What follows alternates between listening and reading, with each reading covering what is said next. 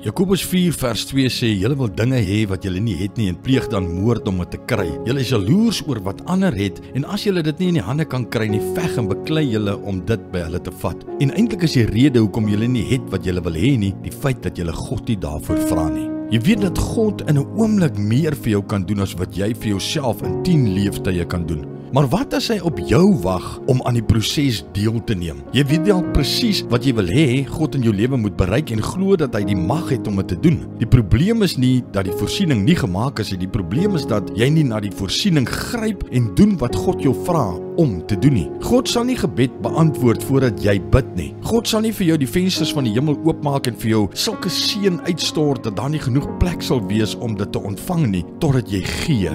Volgens Malagi 3 vers 10. God sal nie ons sondes vergewe en ons van alle ongeregtigheid reinig totdat ons nie ons sonde bely nie, volgens 1 Johannes 1 vers 9. Maar die oomblik wat jy dit doen, die oomblik wat jy in geloof na hom uitreik, begin die hele hemel en aarde skielik namens jou beweeg, want dit is net hoeveel God jou werklik wil seën. Neem die stap, my vriend, wat God jou vra om te neem en jy sal beweeg in 'n geloof wat hierdie wêreld sal oorwin. Abba Vader, dankie vir u kosbare woord. Dit is so maklik om net terug te gaan na die basiese goed, dat ons u sal vra, dat ons sal beweeg, dat ons iets sal begin doen, dat ons net sal begin doen wat u vir ons vra, want u wil ons seën. Ons loof u, ons prys u en ons eer u in Jesus se naam.